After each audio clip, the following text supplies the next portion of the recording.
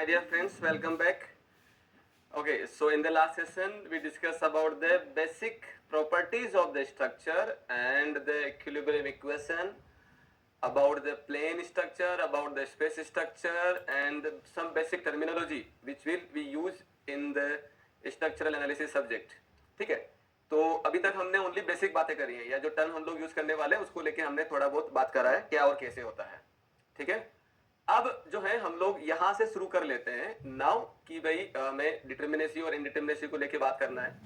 तो डिटर्मिनेसी और इनडिटर्मिनेसी का मतलब क्या है और क्यों हम ज्ञात करना चाहते हैं, क्यों हम उसका वैल्यू पता करना चाहते हैं, तो उसके बारे में थोड़ी सी बात करते हैं. राइट, तो अगर मान लो मुझे कोई भी स्ट्रक्चर है that is known as determinate और दूसरा होता है इनडिटर्मिनेट, ये हमें क्यों पता करना है, ये हमें क्यों पता करना है, क्यों पता करना है. तो भाई हम लोगों ने स्टार्टिंग में क्या लिखा था, स्टार्टिंग हमने ये लिखा था, कहां की स्लाइड, ये रही. हमें करना क्या है, हमें जो है मेंबर में अगर बीम है तो बीम के अंदर हमें एसएफडी बीएमडी और डिफ्लेक्शन निकालना है, ट्रस में एक्सियल फोर्स निकालना है, फ्रेम में ये चीजें निकालनी है. हमारा मकसद ये है कि हम जो है ये वैल्यू निकालना चाहते हैं, ये वैल्यू निकालना चाहते हैं, या ये कंपोनेंट हम लोग निकालना चाहते हैं, अलग अलग स्ट्रक्चर में अलग अलग वैल्यू निकालना चाहते हैं एक्सटर्नल लोडिंग के रिस्पेक्ट में. ये वैल्यू निकालने के लिए हमारे पास में जो इक्वेशन अवेलेबल है, ये वैल्यू निकालने के लिए हमारे पास में जो इक्वेशन अवेलेबल है वो अवेलेबल कौन सी है. अगर मैं अवेलेबल इक्वेशन की बात करता हूं तो भाई मेरे पास में ओनली 3 इक्वेशन अवेलेबल है. First equation this, second equation जो हो जाएगा वो हो जाएगा दिस, एंड थर्ड इक्वेशन हो जाएगा this one only. 3 equation available है और हमें जिसका वैल्यू निकालना है वो ये है. कहां गया,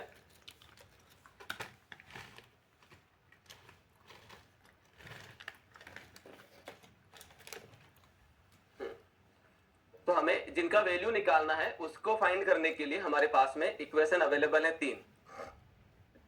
इक्वेशन हो जाएगा 3. अब पॉइंट ये आता है कि भाई एसएफडी बीएमडी बनाने के लिए या डिफ्लेक्शन निकालने के लिए या एक्सियल फोर्स निकालने के लिए, कुछ भी निकालने के लिए हमें क्या चाहिए. तो अगर मैं इस चीज को बड़ा सिंपल तरीके से अगर देखता हूं, बड़ा सिंपल तरीके से अगर मैं यहाँ पे बात करूं तो क्या होगा, बड़ा सिंपल तरीके से अगर इसको समझें तो ये मेरे पास में कोई भी एक बीम है, ये कोई एक बीम है, सपोज करिए this is the beam section, और इस बीम पे अगर मैंने लोडिंग लगाया, ऐसे लगा दिया या फिर मैंने लोडिंग लगा दिया कुछ ऐसे, तो अगर मैं इस तरह की लोडिंग लगाता हूं तो यहाँ पे रिएक्शन आती है, यहाँ पे रिएक्शन आती है, यहाँ पे रिएक्शन आती है.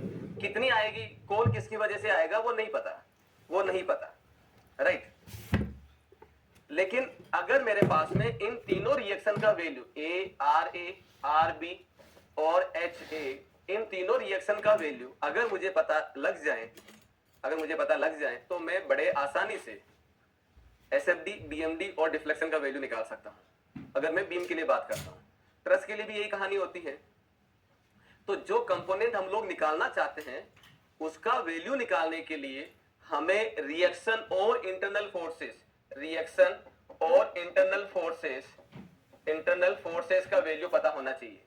रिएक्शन जो रहती है वो सपोर्ट की वजह से आती है और इंटरनल फोर्सेस जो आते हैं वो अंदर मेंबर इंटरनली होते हैं, यानी कि मेंबर के अंदर होते हैं. सपोर्ट बाहर होते हैं, एक्सटर्नली होते हैं. तो हमें ये देखना होगा कि हमारे पास कितनी रिएक्शन है, कितनी सपोर्ट रिएक्शन है, कितने इंटरनल फोर्सेस हैं, और इनका वैल्यू निकालने के लिए इक्विलिब्रियम इक्वेशन कितना अवेलेबल है. अगर मेरे पास में इन दोनों का सम, ये एक्सटर्नली हो गया और ये इंटरनली हो गया, अगर इन दोनों का सम, ये भी अननोन है, ये भी अननोन है, इंटरनल फोर्सेस ये भी अननोन, ये भी अननोन, इनका सम अगर लेस देन इक्वल टू 3 है, अगर लेस देन इक्वल टू 3 क्यों, क्योंकि 3 इक्विलिब्रियम इक्वेशन है. अगर लेस देन इक्वल टू 3 है तब उस केस में मैं स्ट्रक्चर में, अब मैं स्ट्रक्चर बोल रहा हूं इसका मतलब सारे स्ट्रक्चर में जो स्पेसिफाइड फोर्स कंपोनेंट है, बीम के लिए एसएफडी बीएमडी डिफ्लेक्शन, फ्रेम के लिए SFD BMD axial force, truss के लिए एक्सियल फोर्स, केबल के लिए ओनली टेंशन, तो ये जो स्पेसिफाइड है वो वैल्यू मैं बड़े आसानी से निकाल सकता हूं.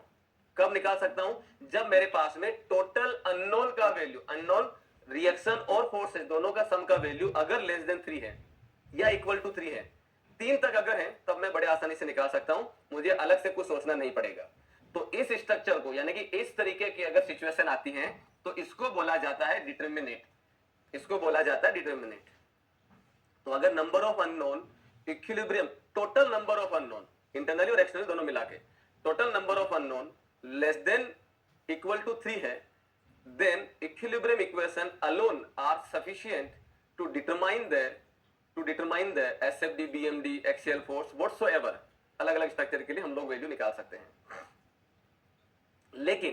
लेकिन अगर अननोन का वैल्यू, इन दोनों का सम कर देता हूं, और अगर इन अननोन का वैल्यू 3 से ज्यादा है, 4, 5, 6, 7 कुछ भी हो सकता है, ग्रेटर देन 3 है, मान लेते हैं मेरे पास में अननोन जो है वो 5 है, 5 में से 3 अननोन का वैल्यू तो मैं इक्विलिब्रियम को यूज करते हुए निकाल दूंगा, बाकी कितना बचा 2। यानी कि जब तक इन 2 अननोन का वैल्यू पता नहीं चलेगा तब तक आप किसी भी हाल में फोर्स कंपोनेंट जो हमें निकालना है वो नहीं निकाल पाएंगे। आपको हर हाल में इन दोनों अननोन का वैल्यू निकालना पड़ेगा। तो इन 2 अननोन का वैल्यू निकालने के लिए हमें एडिशनली कुछ सोचना पड़ेगा। आ गया समझ में?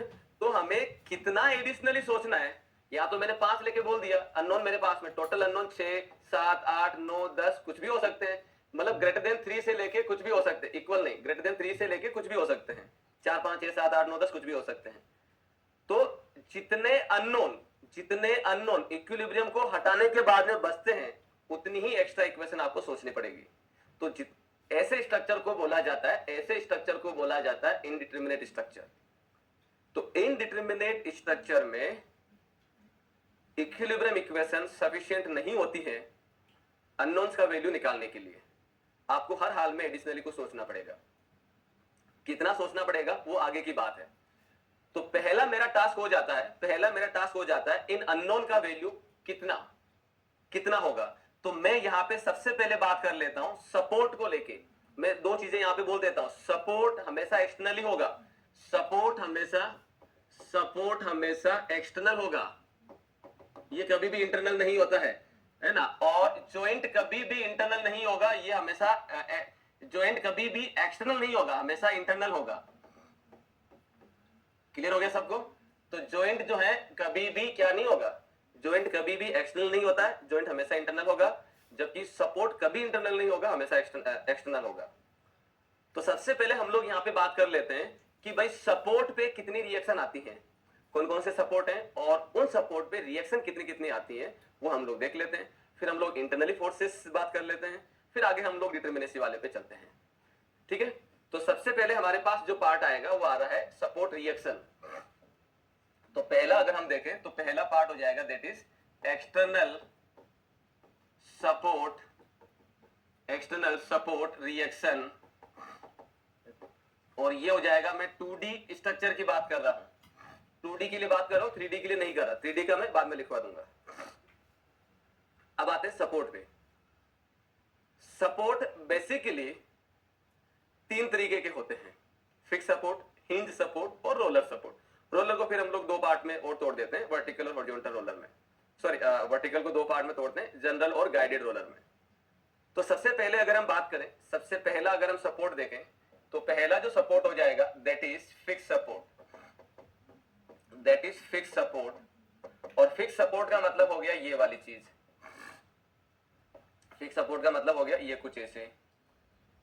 फिक्स सपोर्ट ये कहता है, look at this, fix support ये कहता है ना तो ये वाई डायरेक्शन में डिस्प्लेस होगा, ना ही एक्स डायरेक्शन में डिस्प्लेस होगा, और ना ही ये रोटेट करेगा।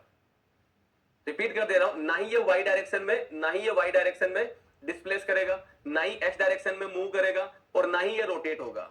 मतलब ये तीनों ही डायरेक्शन में रेजिस्टेंस ऑफर कर रहा है, रेजिस्टेंस दे रहा है। तीनों डायरेक्शन में रेजिस्टेंस दे रहा है।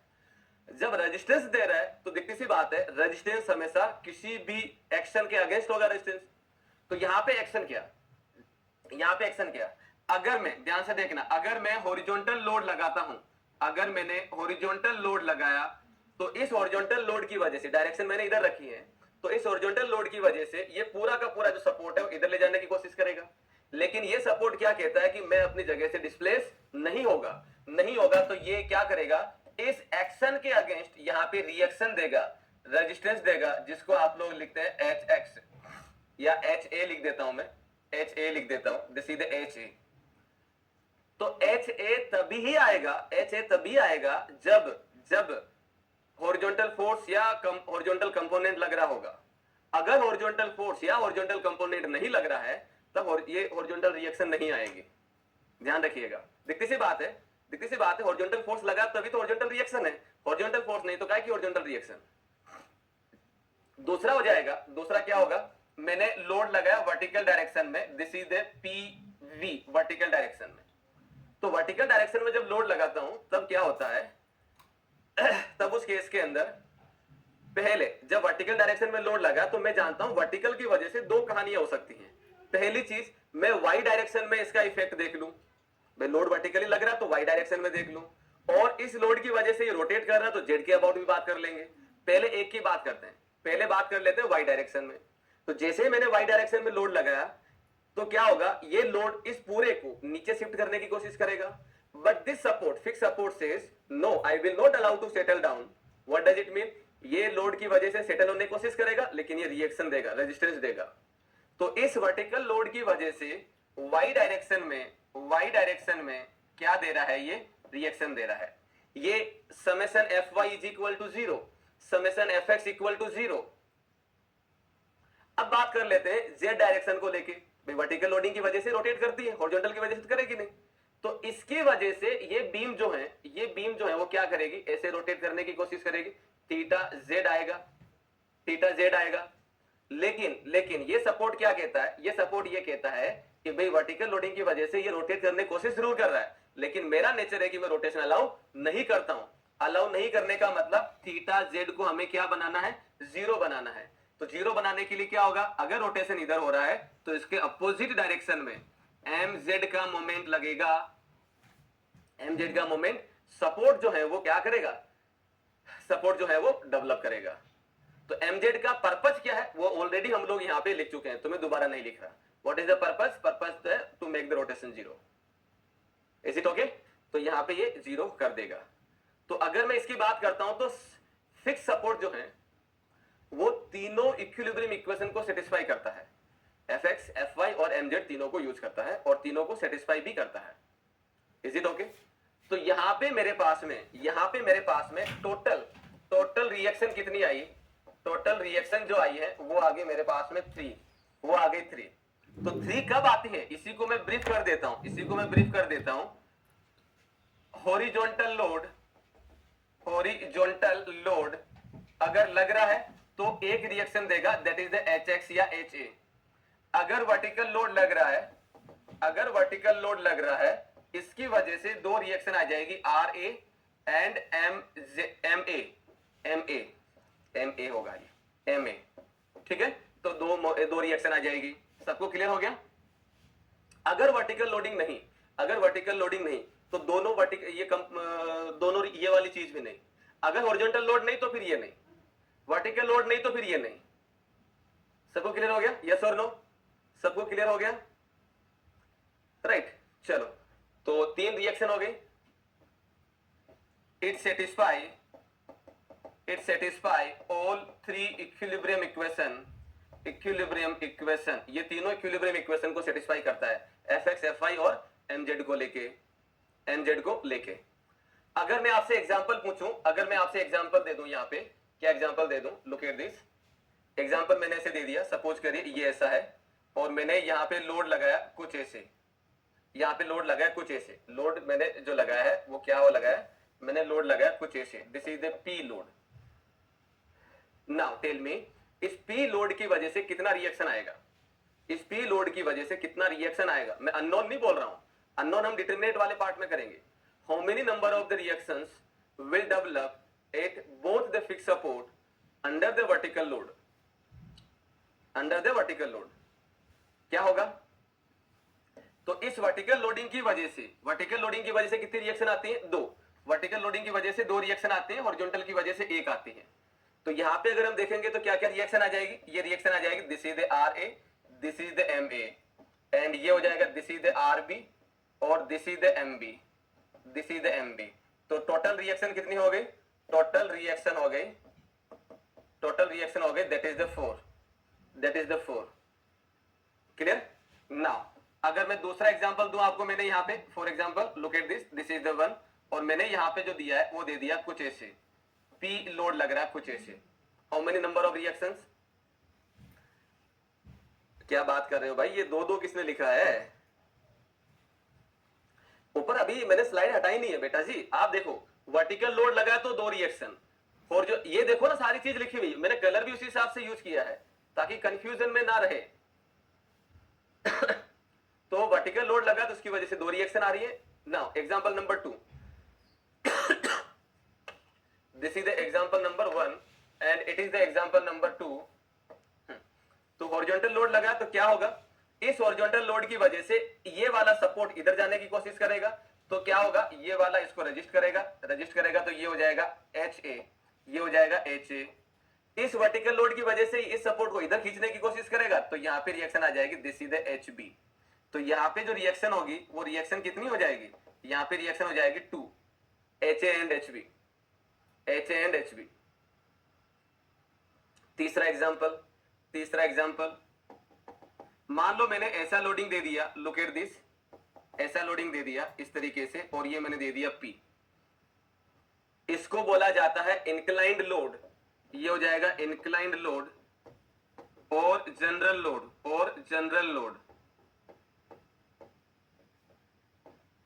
इसको हम लोग क्या बोलते हैं, इंक्लाइंड और जनरल लोड। अगर कुछ लोडिंग नहीं दिया तो जनरल लोडिंग मानते हैं, जिसका इंक्लाइंड ही लेते हैं।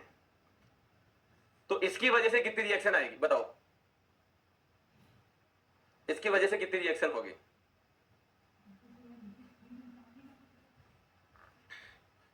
तो क्या करें, इसको करने के लिए हम जो है सबसे पहले क्या कर लेते हैं कि भाई इस वर्टिकल इंक्लाइंड लोड को, इंक्लाइंड वाला तो मैंने बताया नहीं है, तो क्या करें, इसको दो पार्ट में तोड़ देते हैं, दो कंपोनेंट में ब्रेक कर देते हैं, एक्स डायरेक्शन में और वाई डायरेक्शन में, यानी कि हॉरिजॉन्टल में और वर्टिकल में। तो मैं यहाँ पे बात करता हूं, सबसे पहले मैंने क्या करा, मैंने इसको वर्टिकल डायरेक्शन में ब्रेक कर दिया, तो ये हो जाएगा P Y, this is the P Y. तो वर्टिकल लोडिंग की वजह से कितनी रिएक्शन आती है, दो रिएक्शन आती है। तो भाई वर्टिकल लोडिंग की वजह से दो रिएक्शन हो जाएगी R A and this reaction M A, और ये हो जाएगा this is the R B और ये हो जाएगा एम बी। तो वर्टिकल लोडिंग की वजह से दो आ गए इसमें, राइट। अब मैं क्या कर लेता हूं, दूसरा इसका हॉरिजॉन्टल कंपोनेंट ले लेता हूं, तो ये हो जाएगा P X, these are the component. P X लग रहा है हॉरिजॉन्टल की वजह से कितनी रिएक्शन आती है, एक रिएक्शन आती है। तो इस लोड की वजह से इस डायरेक्शन में लोड लग रहा है, तो इस डायरेक्शन लग रहा है, सपोर्ट को इधर पुश करने की कोशिश करेगा, तो ये इसको रजिस्ट करेगा, तो ये हो जाएगा HA। ये इसको खींचने की कोशिश कर रहा है, तो ये डायरेक्शन हो जाएगा HB। तो टोटल जो रिएक्शन होगा यहाँ पे, टोटल रिएक्शन जो हो जाएगा वो हो जाएगी that is the 6, total reaction हो जाएगा दैट इज द 6। अब एग्जामिनर ने इससे भी अच्छी एक बात कर ली, वो क्या बोले, ये एग्जांपल नंबर 3 था। नाउ एग्जांपल नंबर 4 के अंदर आपको दिया है इस तरीके का बीम, और आपसे पूछा गया कि भाई इसमें रिएक्शन कितनी होगी, इसमें रिएक्शन कितनी होगी। अगर लोडिंग नहीं दी होती है तब हम लोग जनरल लोडिंग मानते हैं, ठीक है ना। तो अगर लोडिंग नहीं दिया होता है, if loading is not given, if loading is not given then always consider general loading, always consider general loading. तो आपको क्या कंसीडर करना होता है, जनरल लोडिंग। जनरल लोडिंग माने इंक्लाइन लोड, यानी कि सारा इफेक्ट आपको लेना होता है, सारा इफेक्ट आपको लेना होता है। क्लियर है। तो यहाँ पे जनरल लोडिंग के रिस्पेक्ट में, यानी कि हम लोग इसको इस तरीके से मान लेंगे, राइट। तो मैं यहाँ पे लिख देता हूँ जनरल लोडिंग, ये हो जाएगा जनरल लोडिंग, और जनरल लोडिंग में इसमें जो रिएक्शन हो जाएगी वो रिएक्शन हो जाएगी दैट इज 6। सेम कहानी होगी, इसलिए मैंने यहाँ पे जनरल लोडिंग साथ में लिख दिया। क्लियर हो गया,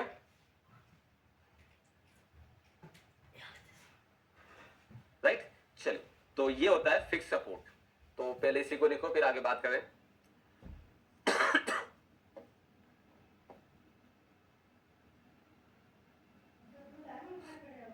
लिखिए,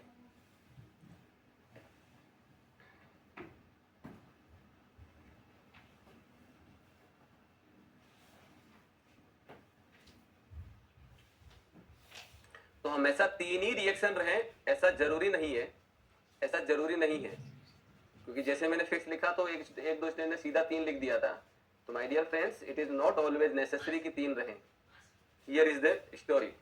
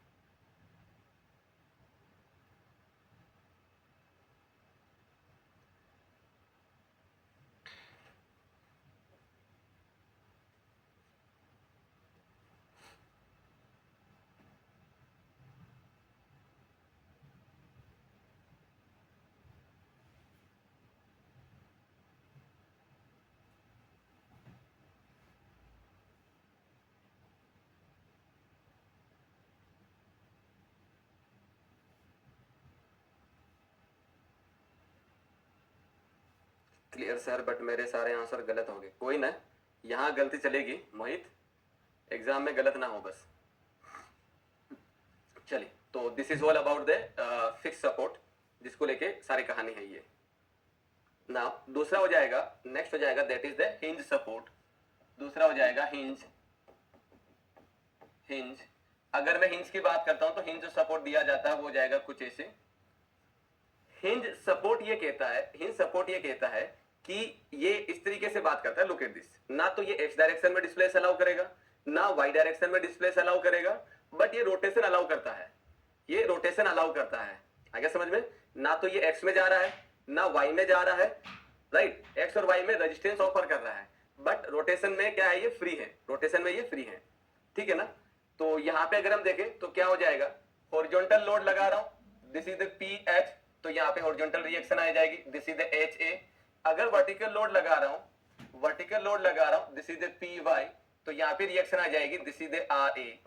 इस वर्टिकल लोडिंग की वजह से ये मेंबर रोटेट करेगा, तो रोटेट करेगा तो ये कहता है theta A not equal to zero, theta A not equal to zero, not equal to zero लिखना है, लिखो।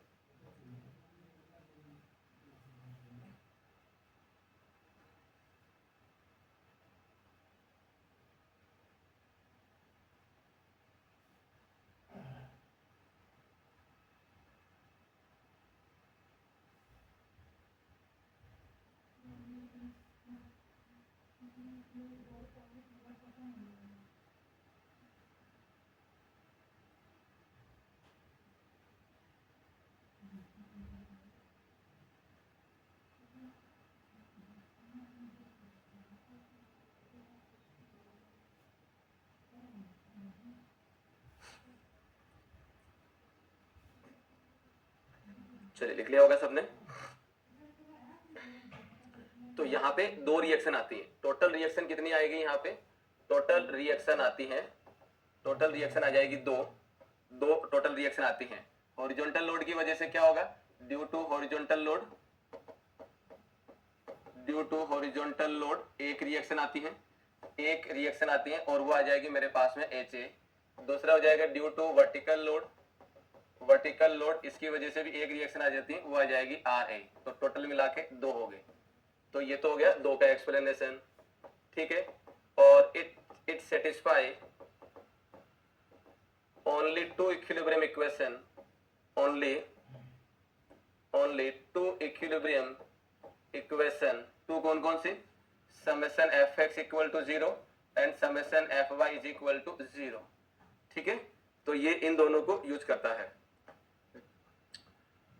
चलिए, तो ये हो जाएगा दिस वन। तो अगर आपसे पूछा जाए कि भाई इसमें रिएक्शन कितनी आएगी, अगर मैंने कोई भी लोडिंग नहीं दिया है तो what is the number of reaction for this structure, number of reaction कितना होगा इस पे। तो कोई भी लोडिंग नहीं दिया तो हम लोग जनरल लोडिंग मानेंगे, और जनरल लोडिंग के रिस्पेक्ट में अगर हम बात करें तो क्या होगा, यहाँ पे हम लोग मान लेते हैं this is a general loading, और जनरल लोडिंग की वजह से वर्टिकल कंपोनेंट की वजह से आ जाएगा आर ए, और ये हो जाएगा आर बी, यहाँ पे हो जाएगा एच ए, और यहाँ पे हो जाएगा एच बी। तो रिएक्शन हो जाएगी, यहाँ पे रिएक्शन हो जाएगी 4, reaction will be the 4। This is example 1। दूसरा हो जाएगा एग्जांपल 2, इसमें नंबर ऑफ रिएक्शन बताइए जरा कितनी होगी, इसमें रिएक्शन बताइए कितनी होगी फटाफट। What is the number of reaction in the second beam. Loading is not given, then always consider general loading.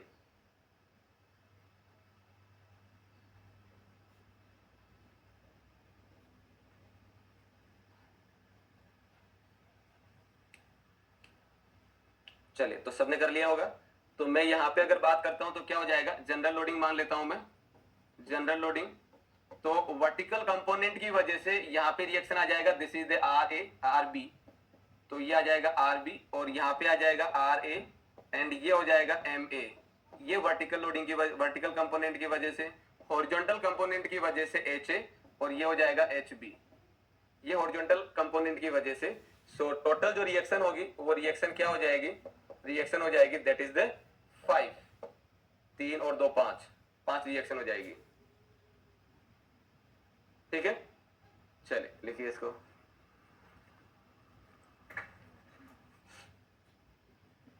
सूरज, प्रेमदत्त, पूनम, ठीक है, तीनों का आंसर सही है।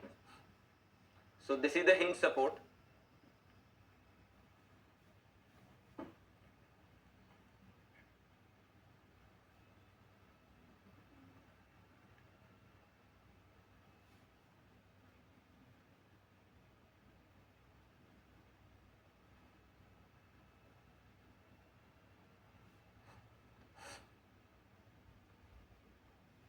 राजकुमार 5, विशाल, ये कौन है, विशाल गलत है भाई तुम्हारा, श्रीनाथ तुम्हारा भी गलत है।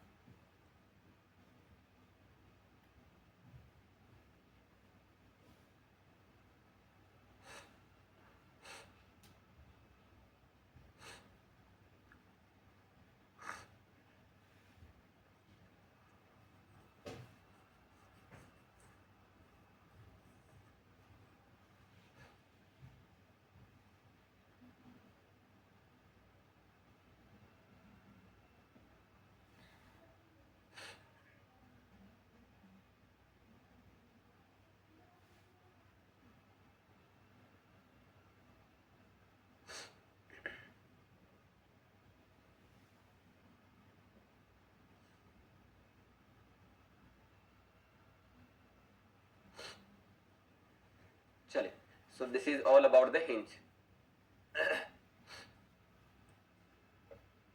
नेक्स्ट हो जाएगा रोलर। रोलर के अंदर पहला आता है जनरल रोलर, और दूसरा आ जाएगा गाइडेड रोलर।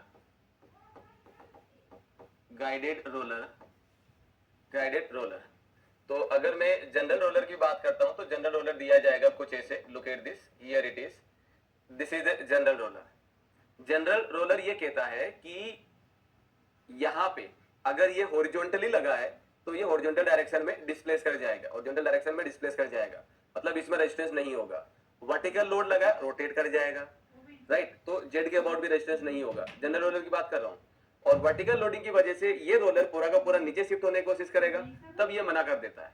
तब ये क्या बोलता है कि भाई यहाँ पे अगर आपने वर्टिकल लोड लगाया पी वाई, तो इसकी वजह से यहाँ पे रिएक्शन आ जाएगा आर ए रिएक्शन आ जाएगा। और ये जो रिएक्शन होती है, ये रिएक्शन होती है, reaction always perpendicular to surface, to support surface, support surface, support surface.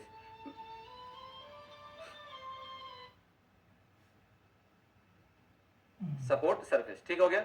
अगर मेरे पास यहां पे मेरे पास जो रिएक्शन बना है वो आर ए बना है, अगर मैंने रोलर ए से लगा दिया, और इस तरीके से रहा और मैंने लोडिंग लगाया कुछ ऐसा, तब उस केस में जो रिएक्शन होगी ना, वो रिएक्शन आपके पास में होगी this is the H A, this is the H A. तो ये जरूर ध्यान रखिएगा कि हमारे पास जो रिएक्शन आती है रोलर में, जनरल रोलर में एक ही रिएक्शन आती है और वो रिएक्शन होती है परपेंडिकुलर टू सरफेस। अब ये परपेंडिकुलर टू सरफेस रोलर के अरेंजमेंट पे डिपेंड करेगा। अगर हॉरिजॉन्टल रोलर दिया है तो ये वाई डायरेक्शन में आपको रिएक्शन देगा, अगर वर्टिकल रोलर दे रखा है तो हॉरिजॉन्टल डायरेक्शन में रिएक्शन देगा। तो ये हमेशा जो है आर वाई या आर ए ही हमेशा सही हो ऐसा जरूरी नहीं है। एग्जामिनर थोड़ा सा भी अगर घुमा दे तो आपको पता होना चाहिए कि क्या चीज है ये, राइट। तो यहाँ पे जो रिएक्शन होगी आपके पास, इसमें अगर मैं बात करता हूं तो रिएक्शन क्या होगी, रिएक्शन हमेशा 1 होगी। तो रिएक्शन क्या हो जाएगी, रिएक्शन ऑलवेज 1 होगी। और 1 कौन सी होगी, तो ये हो जाएगी perpendicular to the support surface. ये आर वाई भी हो सकता है और एच एक्स भी हो सकता है डिपेंडिंग ऑन, ठीक है। अब बात करते हैं गाइडेड रोलर को लेके। गाइडेड रोलर जो दिया जाता है उसको 2 तरीके से हम लोग शो कर सकते हैं। एक तो हो जाएगा ऐसा, this is a guided roller, या फिर इसको मैं रिप्रेजेंट कर सकता हूं कुछ ऐसे, look at this, here it is,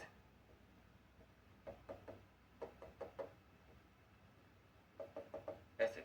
बाकी इनके द्वारा हम लोग शो कर सकते हैं, this is called guided roller, this is called guided roller.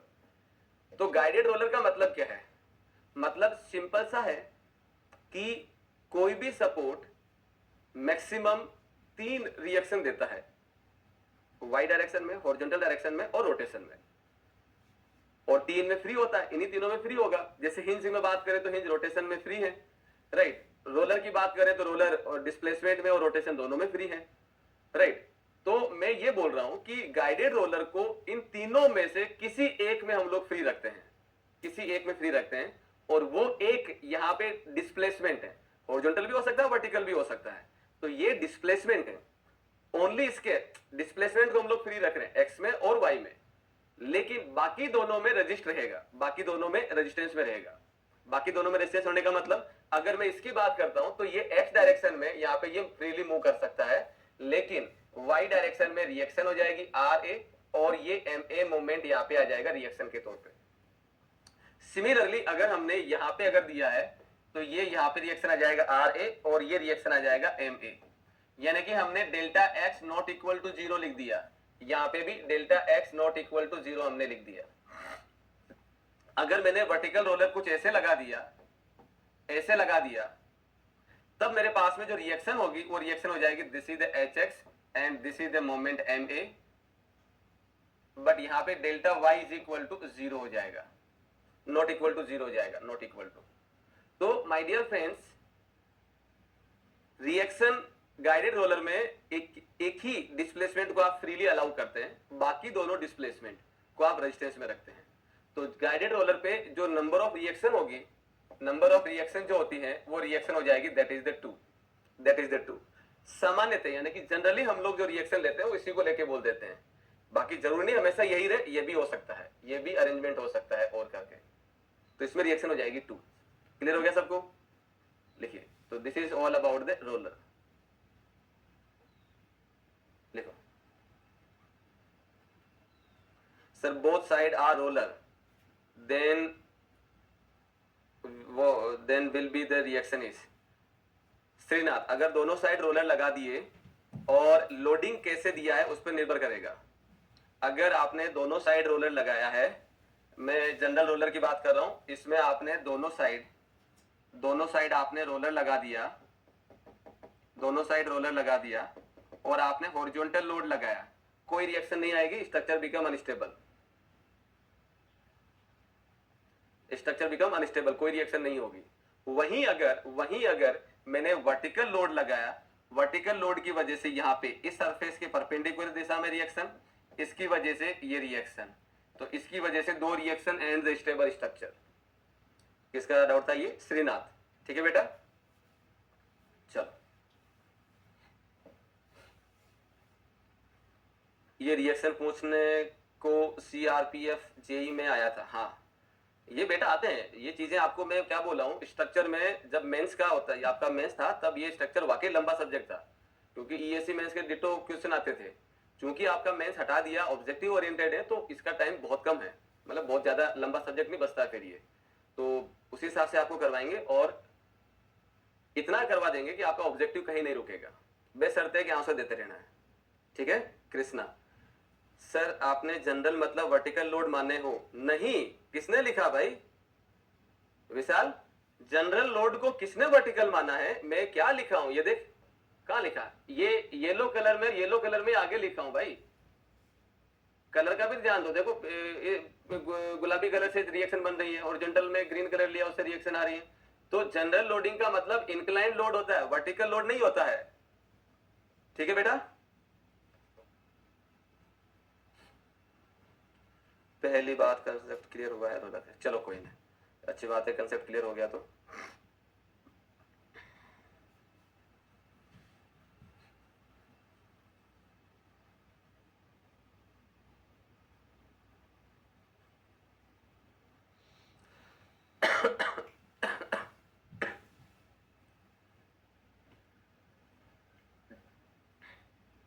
चलिए अब यहाँ पे काम करते हैं, इसका कंक्लूजन लिख लेते हैं, इन सब का कंक्लूजन लिख लेते हैं।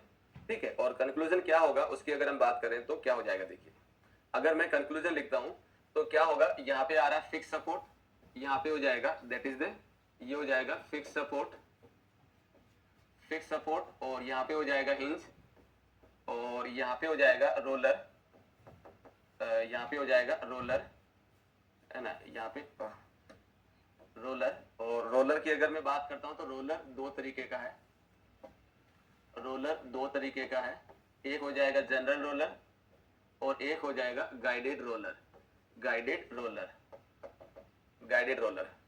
ठीक है, तो फिक्स सपोर्ट के बारे में अगर मैं बात करता हूं तो this is the fix support, this is the hinge and this is the general roller and it is the guided roller, here it is. तो यहाँ पे अगर हम बात करें तो क्या होगा, इसमें अगर हम देखें तो moment not equal to zero, theta is equal to zero. इसमें अगर हम बात करें तो moment is equal to zero, theta not equal to zero. इसमें अगर हम बात करें तो moment is equal to zero, theta not equal to zero. इसमें अगर हम बात करें तो moment not equal to zero, theta is equal to zero. Sir RCC पढ़ाए थे तब मैं सब्जेक्टिव था, बिल्कुल सब्जेक्टिव के हिसाब से ही उसमें करवाया था।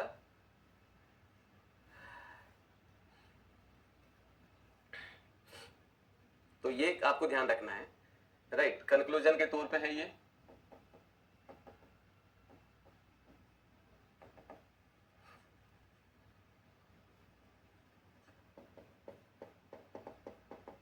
पोजीशन और डायरेक्शन नहीं, पोजीशन और ट्रांसलेशन,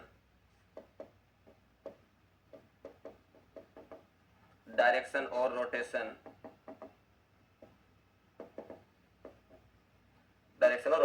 अगर मैं इसकी बात करता हूं तो ये फिक्स सपोर्ट, इसमें रेस्ट्रेंट रहता है, इसमें भी ये रेस्ट्रेंट रहता है। और हिंज की बात करें तो पोजीशन में रेस्ट्रेंट है, बट डायरेक्शन और रोटेशन में फ्री है, ये फ्री है। रोलर की बात करें तो इसमें फ्री हो जाएगा,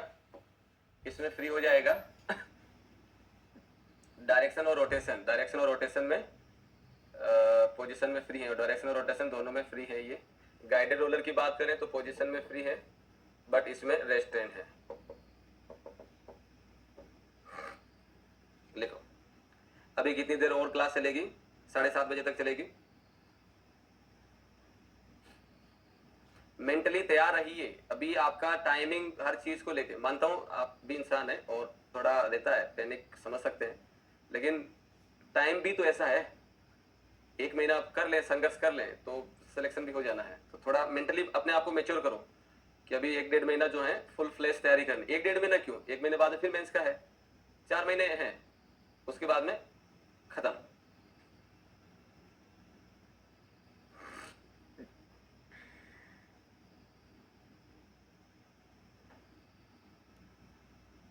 सो this is the conclusion of all जो हमने इसमें देखा है।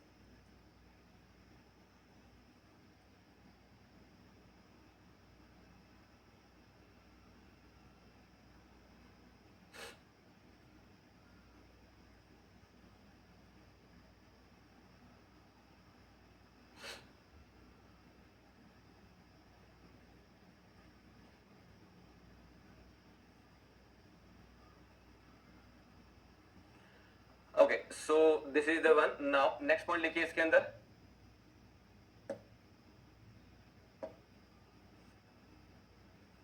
नोट करके लिखिए, नोट करके लिखिए।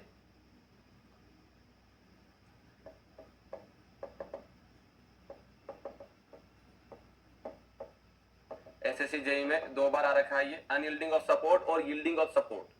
क्या मतलब होता है इसका? अनयील्डिंग और यील्डिंग ऑफ सपोर्ट का मतलब ये सीधी सी बात है कि अगर मेरे पास में कोई भी एक बीम है, सपोज करिए this is the beam section, this is the beam section, और बीम जो है ओरिजिनली पहले हॉरिजॉन्टल थी, अलाइनमेंट इसका प्योर हॉरिजॉन्टल था। तो प्योर हॉरिजॉन्टल होने का मतलब हो गया कि भाई यहाँ पे जो सपोर्ट है और यहाँ पे जो सपोर्ट दे रखा है वो एक ही लेवल पे है, एक ही लेवल पे है।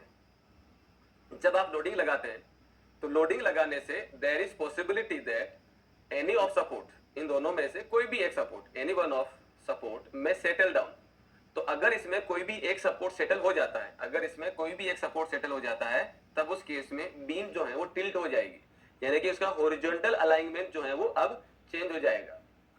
तो माय डियर फ्रेंड्स, अगर बीम का हॉरिजॉन्टल अलाइनमेंट या फर्म जिसको हम लोग बोल सकते हैं, अगर ये चेंज हो जाता है तो उसको बोलते हैं यील्डिंग ऑफ सपोर्ट। अनयील्डिंग नहीं, yielding of support. Yielding of support माने सपोर्ट का सेटल हो जाना। सपोर्ट का सेटल होने का मतलब बीम का हॉरिजॉन्टल अलाइनमेंट बदल जाना, इंक्लाइंड हो जाना, उसको बोला जाता है यील्डिंग ऑफ सपोर्ट। और अगर हॉरिजॉन्टल अलाइनमेंट चेंज नहीं होता है तब उसको बोलते हैं अनयील्डिंग ऑफ सपोर्ट। ठीक है, तो अनयील्डिंग ऑफ सपोर्ट का मतलब क्या हो गया? अनयील्डिंग ऑफ सपोर्ट का मतलब ये हो गया कि भाई the horizontal alignment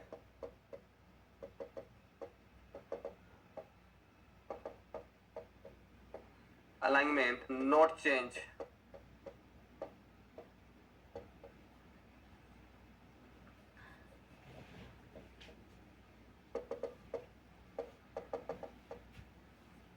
not change, what does it mean? इसका मतलब क्या हो गया? इसका मतलब हो जाएगा not change। not change का मतलब क्या हो जाएगा?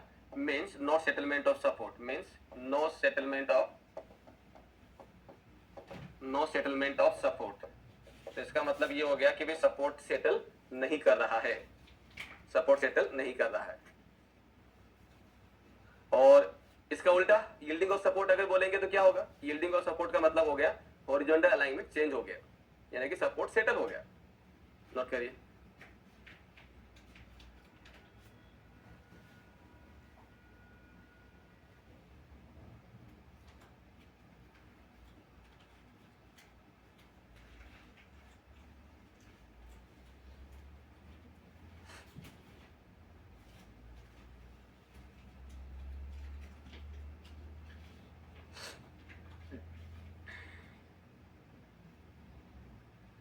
चलिए, तो ये हमने जो सपोर्ट रिएक्शन देखी है, ये सारी हमने सपोर्ट रिएक्शन जो देखी है वो किसके लिए हो जाएगी? ये सपोर्ट रिएक्शन हमारे पास में है 2D के लिए, 2D के लिए। अब एक्सटर्नल सपोर्ट रिएक्शन हम लोग 3D के लिए देख लेते हैं, तो वो आप इसको डायरेक्टली लिख सकते हैं, सेम चीज में है। सपोर्ट रिएक्शन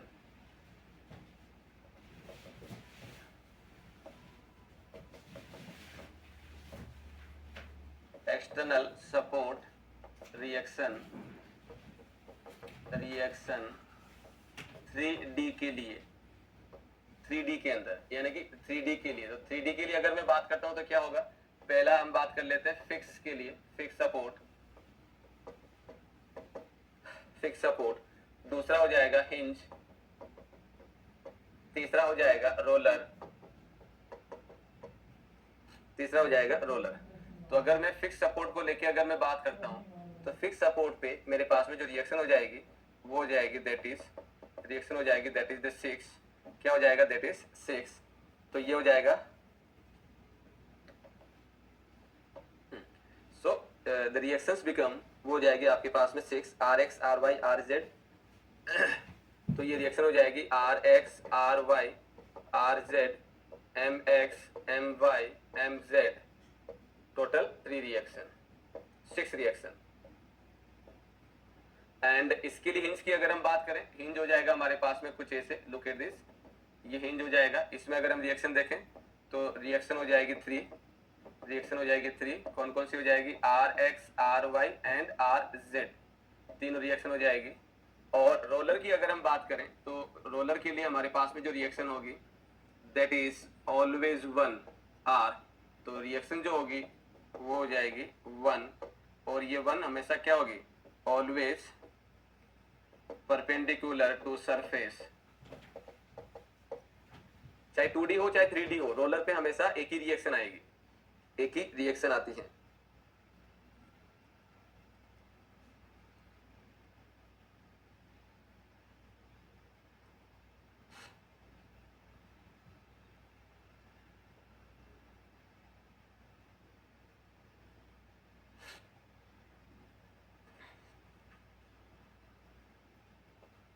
हिंज को हम लोग और भी बोल सकते हैं, इसको बॉल और रॉकेट जॉइंट, रॉकेट जॉइंट भी बोला जा सकता है 3D के अंदर। ये बॉल वाला जॉइंट आप देख सकते हो, बॉल वाला जॉइंट आप देख सकते हो, स्कूटी या बाइक का जो मिरर लगा है वो आपने देखा होगा, वो किसी भी एंगल पे घूम जाता है ना, तो रोटेशन वो किसी भी डायरेक्शन में कर सकता है, लेकिन वो ना तो ऊपर नीचे नहीं जा सकता, आया समझ में, तो उसको बॉल जॉइंट बोलते हैं, 3D का है ये, राइट। और फिक्स सपोर्ट को मैं बिल्ट इन सपोर्ट भी बोल सकता हूँ, बिल्ट इन सपोर्ट भी बोला जा सकता है, बिल्ट इन सपोर्ट भी इसको हम बोल सकते हैं, तो ये ध्यान रखिएगा।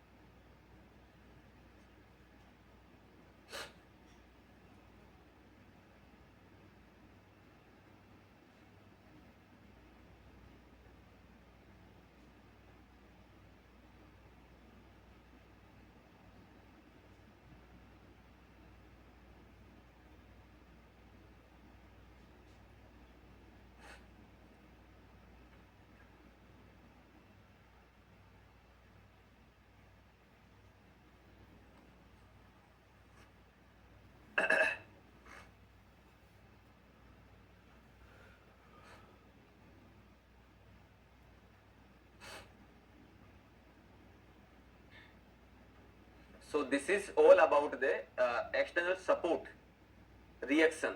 अगर 2D सपोर्ट दे रखा है तो 2D के अंदर कितनी रिएक्शन आती हैं, 3D अगर दे रखा है तो उसमें कितनी रिएक्शन आती है, वो सारा हमने देख लिया। नाउ अब हम बात कर रहे हैं इंटरनल फोर्सेस को लेके, यानी कि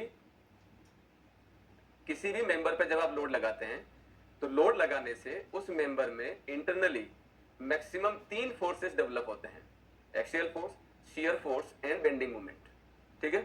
तो नेक्स्ट हो जाएगा हमारे पास में इंटरनल फोर्सेस और जॉइंट, तो नेक्स्ट हो जाएगा that is internal forces and internal joint, internal joint. Internal forces आप सोम में ऑलरेडी देख चुके हैं, तो मैं अगर इंटरनल फोर्सेस की अगर मैं बात करता हूं, इंटरनल फोर्सेस की अगर मैं बात करता हूं तो क्या होगा, इसमें अगर हम देखें तो भाई किसी भी बॉडी पे अगर आप बाहर से एक्सियल फोर्स अप्लाई करते हैं, ये एक्सियल लोड हो जाएगा। एक्सियल लोड अगर आप अप्लाई करते हैं, एक्सियल लोड आप जानते हैं 2 तरीके का होता है, टेंशन और कंप्रेशन। तो जब आप एक्सियल फोर्स अप्लाई करेंगे तो किसी भी क्रॉस सेक्शन पे जो रेजिस्टेंस होगा वो एक्सियली फोर्स होगा, राइट। तो यहाँ पे अगर मैं देखता हूं तो किसी भी जगह जो रेजिस्टेंस आ जाएगा वो क्या आ जाएगा, वो आ जाएगा AF, वो क्या आ जाएगा AF आएगा, this is the AF internal resistance, ठीक है। तो यहाँ भी ये क्या हो जाएगा इंटरनल रेजिस्टेंस, इंटरनल फोर्स माने इंटरनल रेजिस्टेंस, इंटरनल फोर्स माने इंटरनल फोर्स माने इंटरनल रेजिस्टेंस, इंटरनल रेजिस्टेंस। और इंटरनल रेजिस्टेंस जो रहता है वो डिपेंड करता है नेचर ऑफ लोडिंग पे। ये डिपेंड करता है नेचर ऑफ लोडिंग पे। तो ये किस पे डिपेंड करता है? डिपेंड्स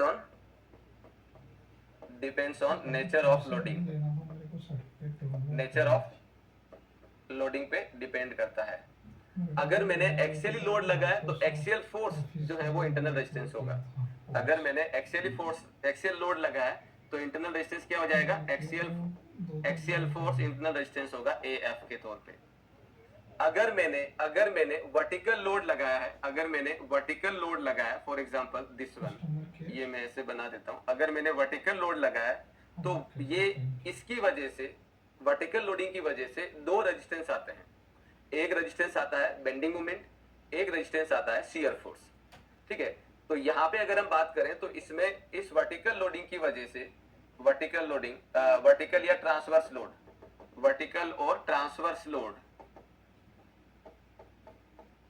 वर्टिकल और ट्रांसवर्स लोड, इसकी वजह से दो इंटरनल रेजिस्टेंस होते हैं, two internal resistance, two internal resistance.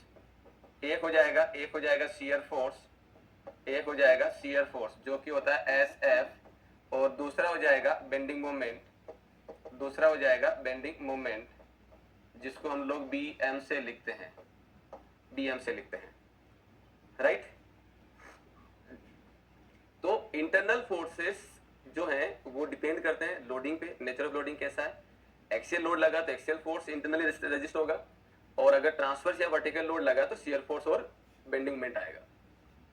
अब अगर मैंने इंटरनल जॉइंट दे देना है तो इंटरनल जॉइंट अगर दूंगा तो भाई मेरे पास इन तीन इंटरनल फोर्सेस में से, इन्हीं तीन इंटरनल फोर्सेस में से axial force, shear force and bending moment में से कोई ना कोई रिलीज हो जाएगा। रिलीज होने का मतलब वो वहां पे रेजिस्टेंस का पार्ट नहीं रहेगा। रिपीट कर देता हूं, अगर मैं इंटरनल जॉइंट देता हूं तो इंटरनल जॉइंट देने से ये जो इंटरनल फोर्सेस आपके पास में है, ये इंटरनल फोर्सेस में से कोई न कोई रिलीज हो जाएगा। रिलीज होने का मतलब क्या हुआ? मतलब ये हुआ कि अगर मैं वर्टिकल लोड लगाता हूं, वर्टिकल लोड लगाने से बीम ने ऐसे बेंड किया, बीम ने ऐसे बेंड किया, कर्व्ड सरफेस है तो बेंड किया तो क्या होगा? हर जगह कहीं ना कहीं बेंडिंग रेजिस्टेंस आएगा, दिखती सी बात है, और वो रेजिस्टेंस में है। लेकिन अगर मैं इस बीम में, ये जो बीम थी, अगर मैं इसमें कुछ नहीं देता हूं तो ये आराम से कर्व्ड सरफेस देगी, कर्व्ड सरफेस देगी। लेकिन अगर मैंने बीच में जॉइंट लगा दिया, अगर मैंने इस बीम के बीच में जॉइंट लगा दिया, या जॉइंट नहीं, अगर मैंने हिंज लगा दिया, हिंज लगाने का मतलब ऐसा, तो जैसे लोड लगाओगे ये मेंबर ऐसे बेंड कर जाएगा, ये भी स्ट्रेट, ये भी स्ट्रेट, तो ये मेंबर अब जो बेंड करेगी वो ऐसे बेंड करेगी, और इसको बोला जाता है मैकेनिज्म इंड्यूस होना। इसको क्या बोलते हैं? मैकेनिज्म इंड्यूस होना। यानी कि यहां पे अब बेंडिंग रेजिस्ट नहीं हो रही है, बेंडिंग रेजिस्ट नहीं हो रही, पूरा का पूरा मेंबर ही बेंड कर गया, और इसके अंदर हर जगह कहीं ना कहीं बेंडिंग जो है वो रेजिस्टेंस आ रहा है।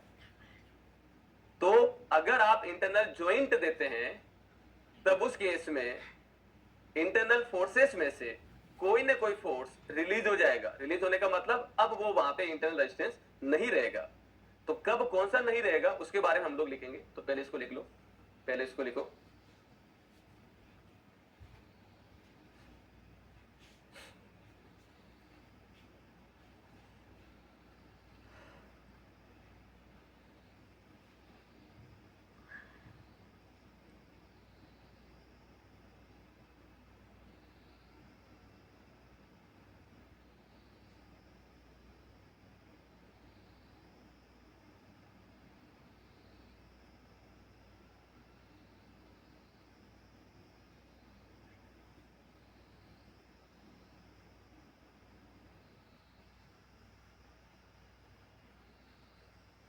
सर क्रॉस सेक्शन एरिया बोल सकते हैं, because more force resistance if member cross section more we can से,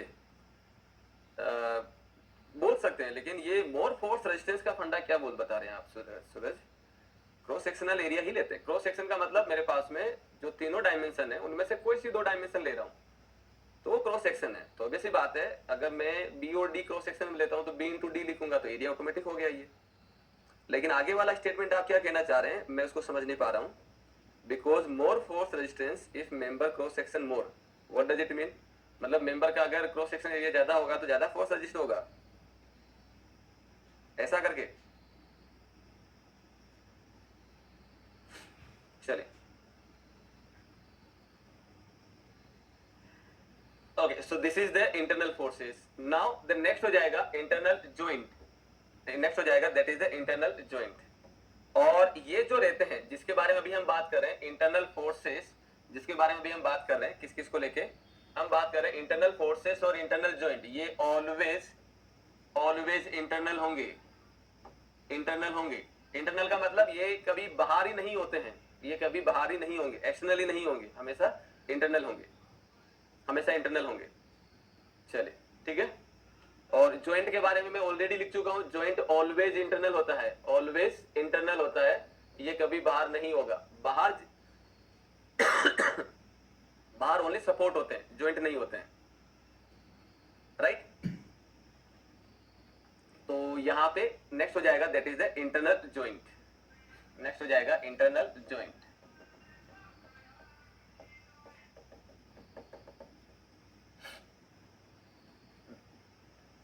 तो इंटरनल ज्वाइंट के बारे में अगर हम बात करें तो इंटरनल ज्वाइंट बेसिकली हम लोग तीन तरीके से देते हैं, एक इंटरनल हिंज लगा के, एक इंटरनल रोलर लगा के, और एक इंटरनल लिंक लगा के। तीन तरीके से हम लोग इंटरनली ज्वाइंट देते हैं। तो पहला हो जाएगा हमारे पास इंटरनल हिंज को लेके, पहला हो जाएगा इंटरनल हिंज, इंटरनल हिंज, और इसको हम लोग बोलते हैं IH के द्वारा, IH के द्वारा। इंटरनल हिंज का मतलब क्या हुआ कि अगर मान लीजिए ये मेरे पास में कोई भी एक मेंबर है, अगर मैं इसके ऊपर लोड लगाता हूं, मान लो कोई भी लोड लगाया, तो लोड लगाने से इस मेंबर का जो डिफ्लेक्टेड शेप होता है वो डिफ्लेक्टेड शेप हो जाएगा कुछ ऐसा, ऐसा ही कुछ होगा। इसको बोला जाता है deflected shape, deflected shape, elastic curve, elastic curve, और ये ऑलवेज ऑलवेज कर्व्ड रहता है, CURVED, कर्व्ड रहता है, ऑलवेज कर्व्ड। जब तक मेंबर का डिफ्लेक्टेड शेप कर्व्ड शेप में रहता है, तब तक बीम या जो मेंबर है वो इंटरनली रेजिस्टेंस ऑफर करता रहता है। रिपीट कर दे रहा हूं, जब तक डिफ्लेक्टेड शेप कर्व्ड शेप में है, डिफ्लेक्टेड शेप या इलास्टिक कर्व कर्व्ड शेप में है, कर्व्ड शेप में, अब ये कर्व्ड पैराबोलिक हो सकता है, हाइपरबोलिक हो सकता है, वो अलग बात है, लेकिन कर्व्ड अगर शेप में है तब तक ये इंटरनल रेजिस्टेंस देगा, इंटरनल रेजिस्टेंस देगा, ठीक है ना। लेकिन अगर आपने इस मेंबर के अंदर, अगर आपने इस मेंबर के अंदर, मैं क्या करता हूं, ये मेरे पास में हो जाएगा, इसको हटा देते हैं। तो ये एक मेंबर है, मैंने इस मेंबर के अंदर यहां पे हिंज लगा दिया कुछ ऐसे। तो जैसे ही मैं इसमें हिंज लगा देता हूं, व्हाट हैपन, इस हिंज की वजह से ये मेंबर अब क्या करेगा, इंटरनली रेजिस्टेंस ऑफर्ड नहीं करेगा।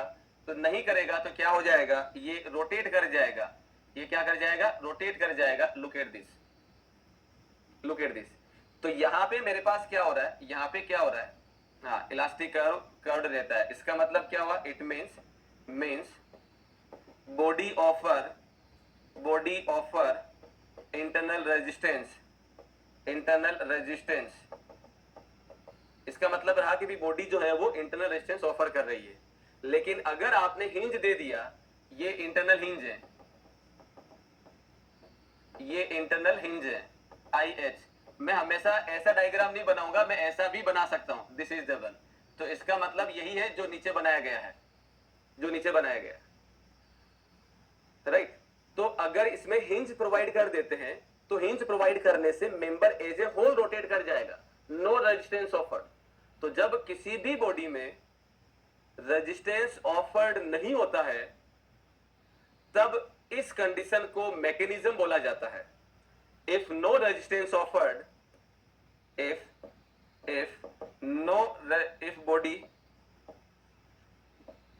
if no resistance offered by body, no resistance,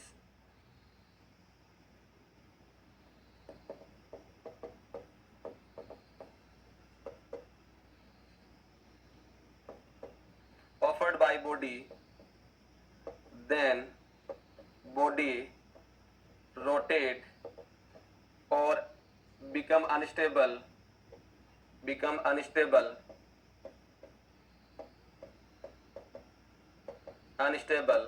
और इसी को हम लोग बोलते हैं मैकेनिज्म, नॉन एज मैकेनिज्म। इस टर्म को हम लोग क्या बोलते हैं? Known as mechanism. इसी को हम लोग मैकेनिज्म बोलते हैं। ठीक है, तो यहाँ पे इंटरनल हिंज देने का मतलब हो जाएगा कि बेंडिंग मोमेंट इस जगह क्या है? जीरो है, जबकि यहाँ पे बेंडिंग मोमेंट कहीं पे भी जीरो नहीं है। ये मेरे पास में कर्व्ड से बना हुआ है कुछ ऐसे, ये कर्व्ड से बना है, तो ये सब जगह रेजिस्टेंस दे रहा है, ये सब जगह रेजिस्टेंस देता है। क्लियर हो गया? चल लिखिए इसको।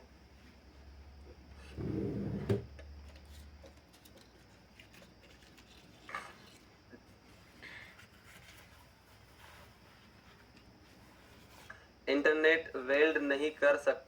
वेल्ड नहीं दे सकते क्या? इंटरनल वेल्ड कैसे दोगे बेटा? इंटरनल वेल्ड कैसे दोगे? इंटरनल वेल्ड कैसे?